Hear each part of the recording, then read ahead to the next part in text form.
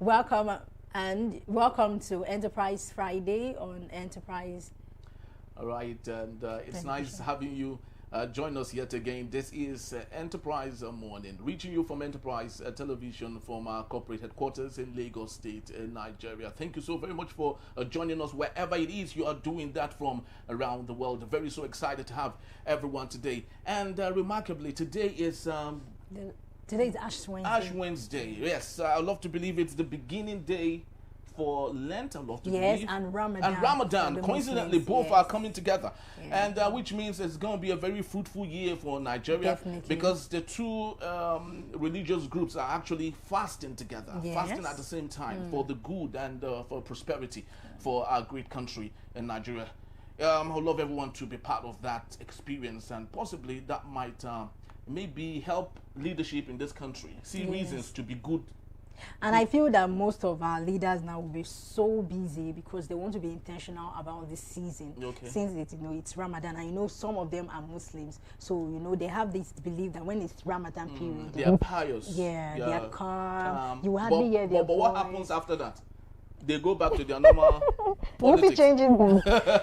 All right, my name is Henry Igbebike. And I'm Kehinde. What do you mean? All right, so we're starting with our newspapers today, and from there would be our conversation also. Please do well to be part of what we do. Have a say in what we say. You can reach us when you visit us at enterprisetvnews.com. You may equally like, comment, and follow us on all our social media platforms at Enterprise TV7. Very so honored to have. Joining us virtually is Emeka Madunagu, journalist, public affairs analyst, development communicator, to see through all that we have. Good morning to you, Emeka, and welcome. Good morning. Can you hear us, Emeka? All right, so while yes, I can hear you. Okay, thank you so very much for your time. All right, so let's kickstart today with the newspapers that we have. So which are we starting with? Okay, let's start with The Guardian, and on the top strip there we have Niger residents flee to Benin Republic as terrorists invade Bogu again. And also, Remi Tinubu seeks prayers for Nigeria as Lent and Ramadan begin.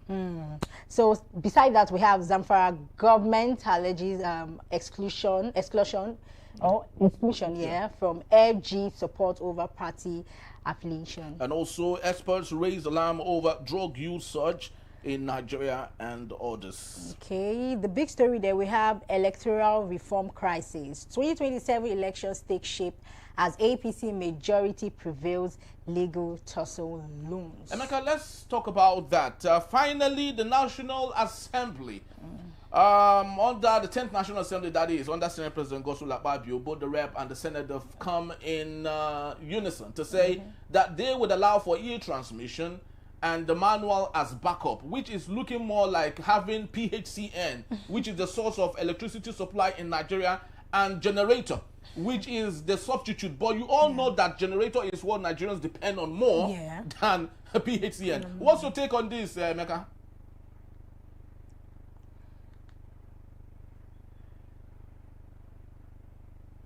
Emeka, are you there?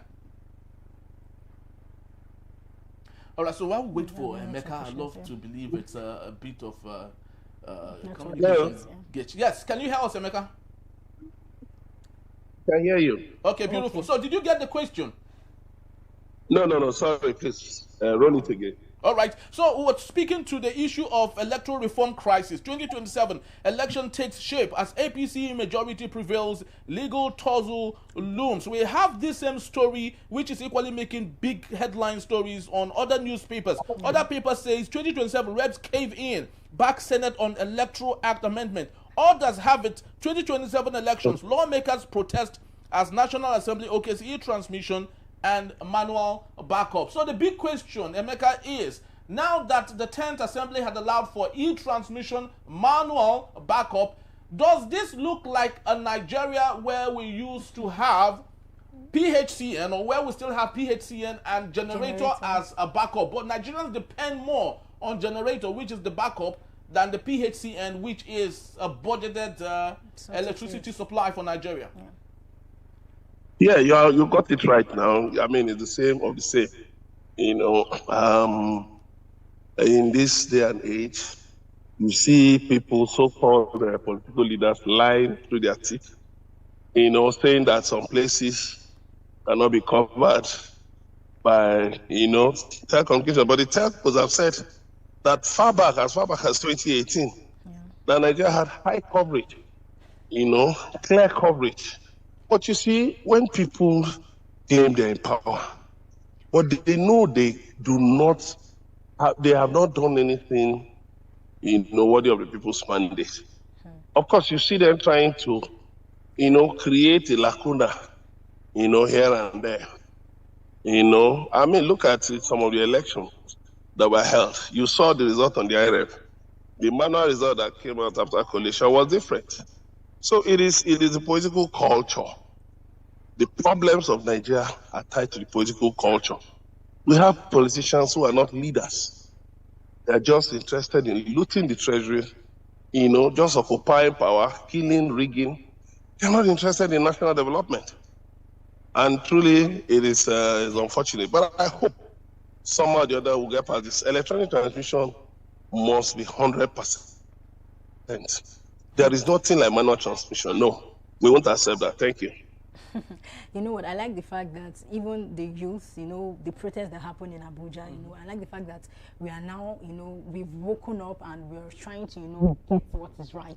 And, not just doing it personally, right? We're all getting involved in this. And I think that would even, pave a way a new change in Nigeria. Thank you so much, Mr. So, how does APC's majority influence, reshape public confidence in the 2027 electoral process? Did you get that? Emeka, are you there with us? All right, I think we have a bit of glitch there, and we hope that we'll fix it. Yes, Emeka, are you there? Yes. Oh, I was asking, how does APC's majority influence reshape public confidence in 2027 electoral process? That I will have to guess what you asked for because the line is blood. But basically, APC, as a political party, claims that they came to bring change, but there's nothing they're changing. In fact, instead of things changing, they are just more of the same, even worse. And so, when they proclaim change, it's just like the 48 laws of power. I think Rule 47 says that proclaim change, even when you don't mean to change anything. Even when you don't mean to change anything, just proclaim change. And that's why you see that Hindi, even a former student leader was one of those in the House of Reps talking against electronic transmission. We just wonder whether people think about history, whether they have posterity in mind, in view, and they forget one thing. There were people in power before. Some of them, you don't even remember their name. Some of the great men of yesterday, some of the powerful men of yesterday, you don't remember them. Not to talk of today. Why would people want to engage in politics of the dustbin, what I call politics of the refuse dump, whereby, they'll be dumped. After, they'll be discarded. Time, history will discard them. And of course, they'll be of no use. Well, if that is the path they have chosen, that is what they will get. Thank you. All right, if that's the path they have chosen, that is the path they will get. History is very important to us, and it's often said that if you would love to know how your future would look like, go back into history to see if there were people who behaved just like you did, and see what the results would look like. Just like Emeka said, we can't remember all the politicians that held sway in our Second Republic, and even in our Third Republic. Most of them are forgotten today. And so we would equally forget those who are making all of this possible, whether for the good or for the bad. But let's get talking on other matters. We have the Vanguard newspaper. Big story, still the same thing we have talked about. 2027 reps cave in, back Senate on Electoral Act amendment. Tinubu unveils Nigeria's industrial policy, demands a speedy implementation. Emeka, let's talk about Tinubu's unveil of Nigeria industrial policy. Emeka, Nigerians are tired of Tinubu implementing, and we can't see anything out of every of the implementation.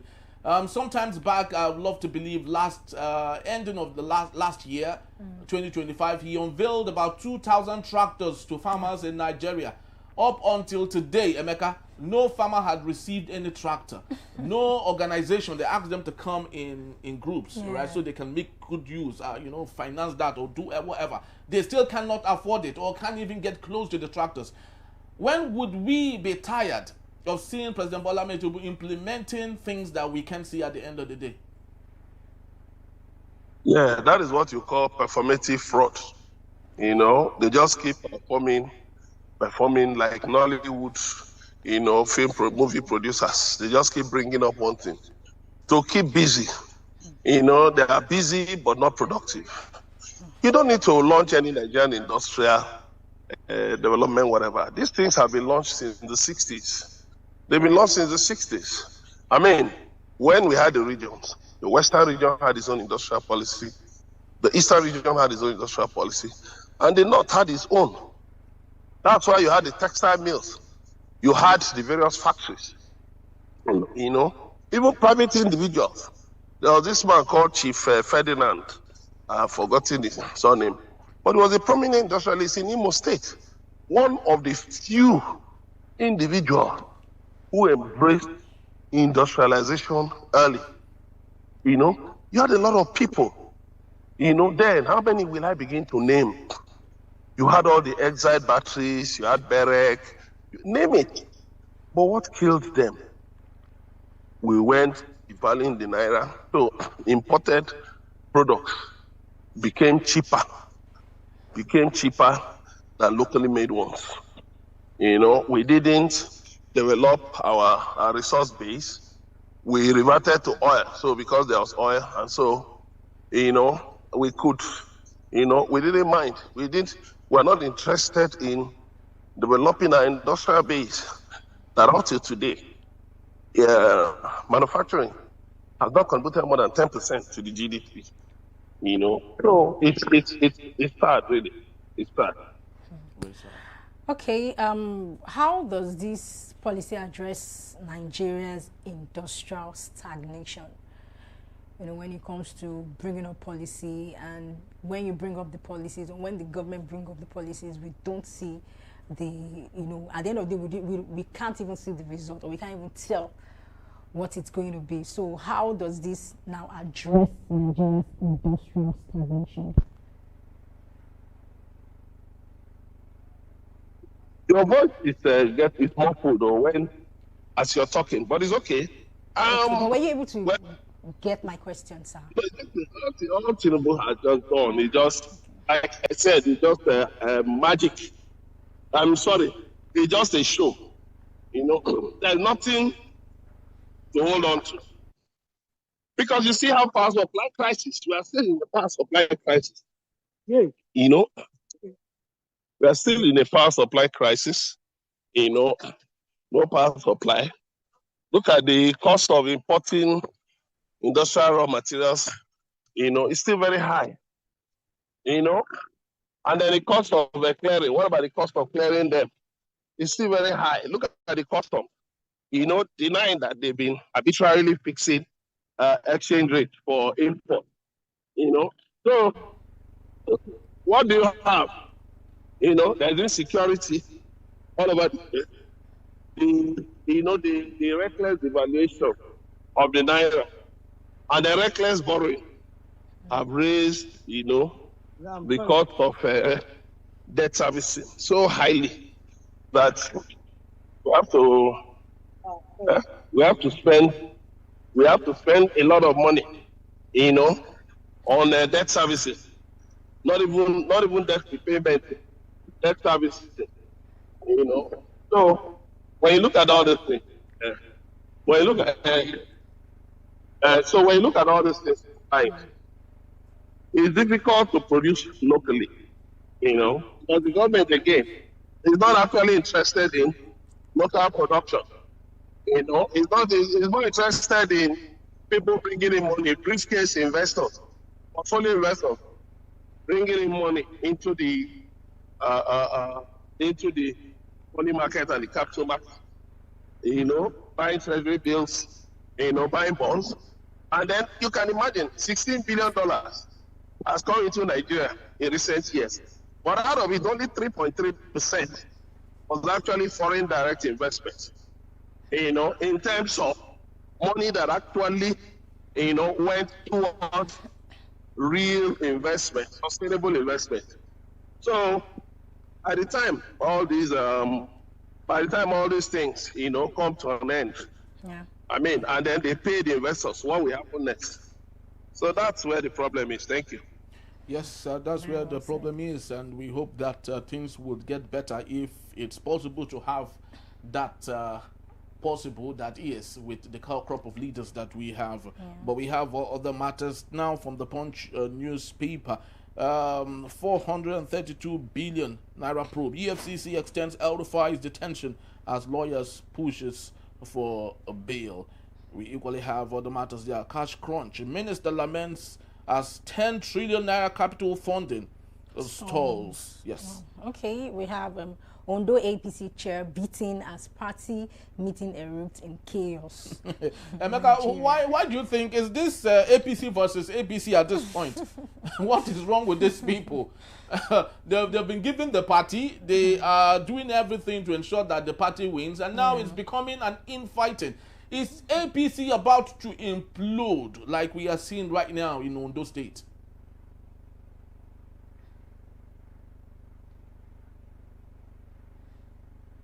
Emeka, are you there? Yeah, in politics, there's tendency for people to disagree, to fight, and all that.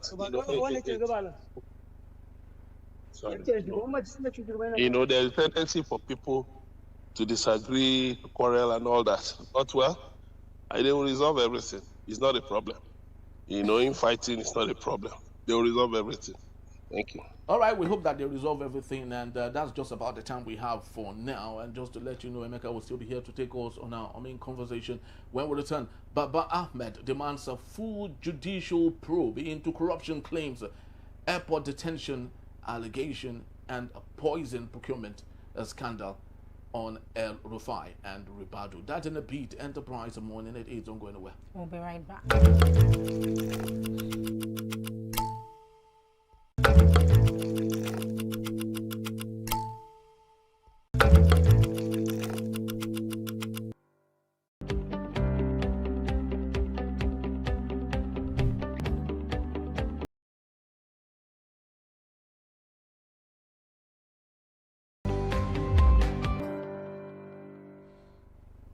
Thank you so very much for being here.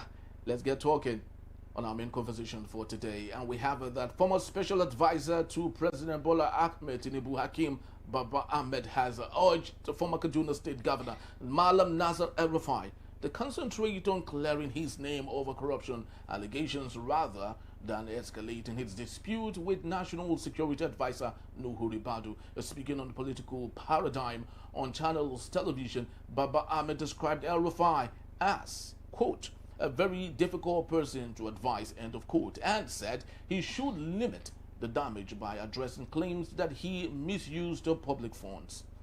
Very true. Baba-Ahmed stressed that the allegations and counter-allegations between El-Rufai and Ribadu should not be dismissed as mere political drama but resolved through the court. He called for all claims, including corruption accusations and concerns about the alleged procurement of thallium sulphate, to be subjected to judicial scrutiny to establish the truth. So let's get talking. Emeka Madunagu is still here with us. Thank you so very much, Emeka, for being here. Truly do appreciate your time despite the short notice, and I would love to believe the environment you find yourself might really not be quite comfortable, but thank you anyways. Are you there, Emeka? Emeka, are you there? Yeah, I can hear you. Go ahead. Okay, good. All right. So let's get talking on this El-Rufai, Ribadu, Bola Ahmed Tinubu feud that they have going on now.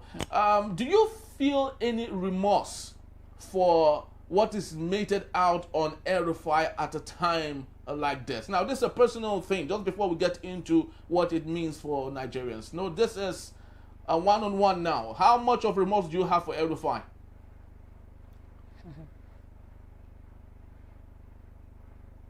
By someone who prides himself as a fighter. Well, he believes he has the capability, to fight. And so I can't stop him from fighting. I can't stop him from fighting. He has said it that he is a dogged fighter. And that if he fights anybody, it is either that person dies or goes down, or he, El-Rufai, goes down. So, well, since he has said so, he has the capacity to take on anybody. But you see, what Baba Ahmed is also saying, I think it's reaching. I think it's funny because northern leaders have not actually shown, a worthy example of leadership. They've not shown worthy examples of leadership. Northern leaders, they've not shown worthy examples of leadership. I mean, look at the statement, even himself, Baba Ahmed, look at his own statements. Look at the statements he has been making the last few years. Ask him how many times he has addressed the issues in the Northeast. 22.5 million children and out of school, out of school. You have ravaging insecurity. Then besides, you have extremism, religious extremism, which has driven a lot of investors away from the North. And everything that the North gets involved in these days must be tainted with religion. Yeah. Why? Look at El-Rufai. He said that somebody helped him hack the phone of National Security Advisor. I don't believe that. You see? Because if you know El-Rufai's antecedents, he's somebody who, really likes to talk so much, say things, that are way beyond his level, so as to attract attention. I just got to read the book, My Watch, by ex-President Olusegun Obasanjo, and see what he said about Nasir El-Rufai, that he needs guidance. But El-Rufai won't submit to anybody's guidance because he believes, the first class he made in quantity surveying, qualifies him to be self-assuring, and this is a man who doesn't, who doesn't think of the consequences of it. Look at what he was doing as governor of Kaduna State. There was a day El-Rufai came on Facebook, I remember, and said anybody that dares anybody to insult him, that his watching is waiting. A whole governor. I felt sorry for that man. I felt sorry for him. I said, this man has a problem. And what is the problem? Small man syndrome. His petiteness makes him, feel that he must use mischievous ways, to make up for, his deficiency in height. And, it is not in the national interest. And to be, when you were governor, you said you were ready to pay anybody, so that they won't kill your people. You came out now, you are lying. You are denying, you said you didn't pay anybody. So, by which one do we believe? Which one do we believe? So all it all tells us is this. Yes, the Tinubu administration has been a total abysmal failure. But again, people like El-Rufai, we must also be careful about people like El-Rufai. Because whatever they do is in their personal interest. It's not in the national interest. So, he brought in a strange dimension into Nigerian politics. Same faith ticket, Muslim ticket. I made a song and dance of it in Kaduna State. This was a man who dismantled chiefdoms. banished people from their homes, from their ancestral roots. There were mysterious killings in Kaduna State. Look at Dadiata. Some other people died mysteriously. There has been no closure to it. But you see, I don't trust the Tinubu administration to be able to do anything. They will only go as far as protecting their own interests.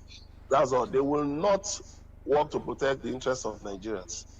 And so what you're saying is that Tinubu administration might be a bit scared of El-Rufai's actions or reactions to whatever it is they might throw at him. They are being scared. They won't go anywhere. Tell me one corruption trial that has gone far. Not one. Emefiele. Not one. Godwin Emefiele. How far has it gone? How far has it gone? How far has it gone? Has it helped the nation? Of what use has it been to the nation? Because I hope you know all those things. You have to pay hefty sums to lawyers and accountants and all that, who will help in putting the prosecution's case together. We are losing money. Huh? You still have corruption right under Tinubu's nose. You still have corruption. Corruption is still going on, as if nothing has changed. So, what I do know is that, you see, El-Rufai is not an issue. They are just looking for a distraction.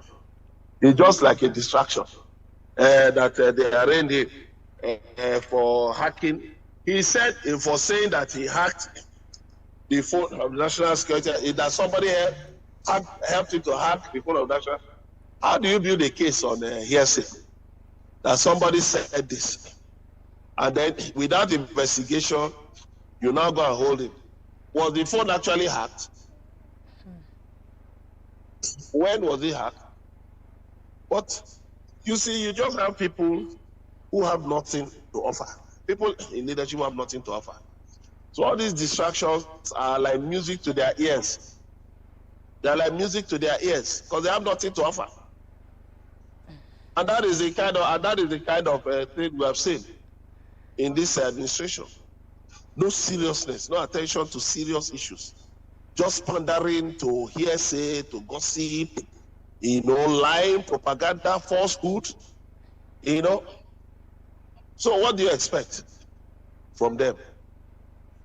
Look at the other day, Soshomale went to greet Tinubu for that Trump recognized. The Trump called him Tinubu. He only said the first lady of Nigeria. Do we have a first lady of Nigeria? It's not in the constitution. We don't know any first lady of Nigeria. So, but these are the kinds of things that excite people, who are chronic underperformers, chronic failures.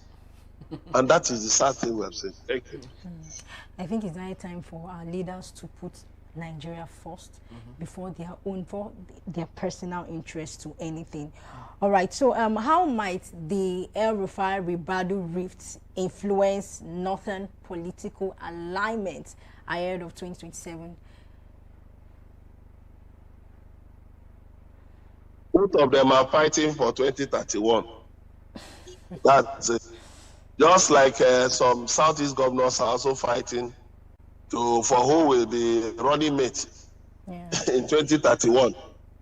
It's not about 2027. Because many of them care about is what to put in my pocket, PIMP. What to enter their pockets. They don't care about Nigerians. So there's no northern realignment. It's only how much Tinubu can dole out. Okay. You've seen the characters calling themselves city boys. Everybody is just out, for the treasury. Yes, you heard what the governor of Zamfara, that Alawa, has said, that Tinubu has been giving 500 billion palliative to governors of APC states, but are the states better? Have the states improved?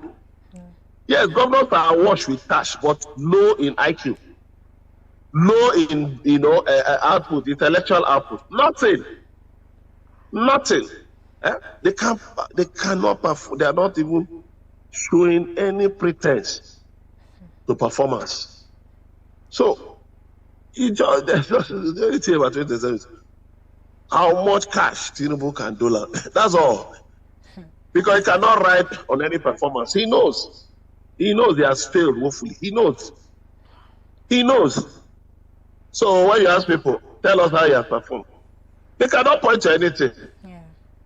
They can't point to anything that you will show me today that Tinubu has done. They can't point to anything. That's why you see them now juggling figures.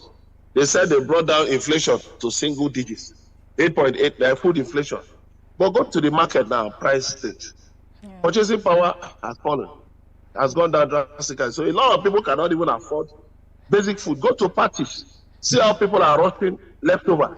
Yes, sir. You know, in an economy where Adam Soshoma was saying that the prices of food items are dropping drastically, you don't have you do not have people.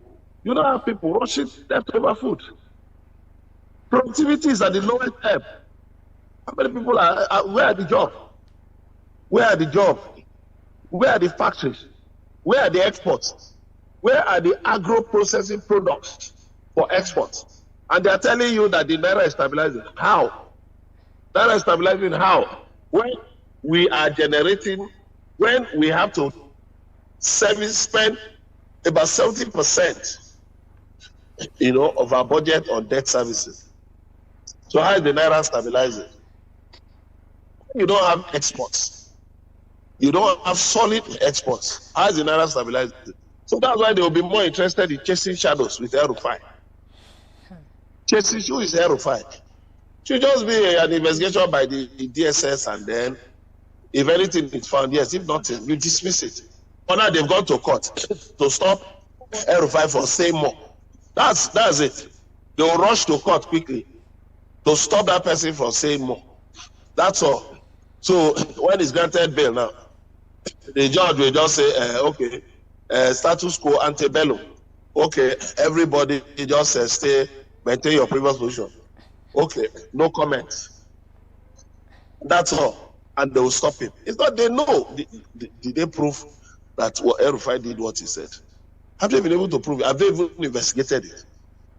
But you see, when people have nothing to show, they depend on hearsay. Oh, El-Rufai said so, and then he did so. I said, so if I say I saw your wife naked somewhere, you know, then you will now grab me and take me to court that I said I saw your wife naked somewhere. I mean, what sort of nonsense is this? What sort of plain, low IQ individuals are this? We have serious issues before us. We are waiting for the United States to help us put down insecurity. And we're not counting the costs. President Donald Trump of US said he wouldn't put boots on the ground.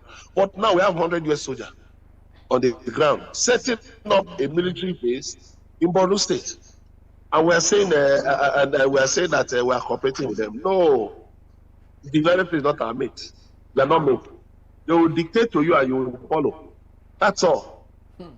So it's sad. It's sad. Instead of us to try, I mean, make efforts, let the nation develop. You are giving some state 500 billion naira if it's to be believed, and then let other states starve. What sort of human beings? What sort of wicked, devilish human beings are there? So look, there's nothing to discuss about these guys because they have nothing, absolutely nothing to offer. They're just empty. They have nothing to offer. Wow, it is quite explicit, you know, all you have said now, and very factual indeed, especially for Nigerians living in Nigeria. Yeah. Lots of people who defend this government that are out of the country do not, most of the time, know what we are going through. And little wonder, you see them do all the talking in a country that have been made perfect by politicians over there. Yeah. And remember, some of the children or family members of these politicians who have consciously debased Nigeria have their families out of the country in nations where great politicians have made the country very awesome. And little wonder you see them not doing anything. You know, I am one of those really that I would say I would love to believe I am not. I just have to say this. I'm one of those that is truly disappointed. You know, when I watch what President Bola Ahmed Tinubu has done in the last couple of years. You know, because at least someone can rewrite the story right, of whatever it is people have alleged against him, and say, okay, I will turn the good leaf and start doing better, right? In Enugu State, for example, Peter Mba was allegedly said to not have won the election, right? It was the Labour Party, according to what they said, who won the election. But Peter Mba turned the leaf. He said, it doesn't matter what the allegation is against me, I will do the good work. And right now, the Labour Party man has joined APC self. That should tell you that he spotted what the people actually saw, and he came and, you know, made it known that, okay, this is what I did was actually not what it was supposed to, you know, to be done. And Taimeka said something, said even when President Tinubu even gave out 500 billion, and imagine that humongous amount of money should be put, should be kept into some policies in Nigeria, some education sector, health sector. Those core sectors that need to be seen, that needs to be delivered. Yes. Seriously, they all need to be delivered. Just imagine that money was put in there. In fact, we have a better Nigeria. We don't have any reason to complain. And we go to the market to even purchase anything of our choice, because we know that, okay, we have enough. And it's even a welcoming space for other countries investors, to come. Investors. And, you know, in fact, Nigeria will be like the new, it will be like, I don't want to go ever, but let's just leave it at the new Europe. The new Europe. Yes, in Africa. Yeah. And seriously, I look forward to seeing such an amazing new Nigeria. I just hope we have that. Seriously. Well, we hope we have that, but we doubt if that would be possible with the pockets of leaders that we have today in Nigeria. Very so sad. Nigeria has not been lucky to have good leaders, and no, don't say that. No, we it is will true. be blessed very soon. Sorry? We will be blessed, very soon. Yes, we are not. No, I don't want to use that word lucky. We will be blessed, not lucky to have it. Well, blessing comes with lots of hard work. It doesn't just come. Blessing is never a fluke. It doesn't just rain. You know, it comes through hard work. And until when we put in the hard work of ensuring that good leaders come to salvage and save our country, maybe we would see ourselves still standing on the mandate and singing on your mandate. We shall stand. Well, that's our time for today. Thank you so very much, Emeka, for your time. We truly do appreciate you. And we have to leave it at this point to say it's been awesome doing this with you. Please do well to visit us. You can find us at enterprisetvnews.com. You may equally rewatch, download to share with your friends and your folks when you visit us at Enterprise TV7. I am Henry Igwebike. And I'm Ken the Bodun. Have yourself a splendid Ash Wednesday and Ramadan also. Yes. And we'll see you on another episode. Yeah. Take care. Bye.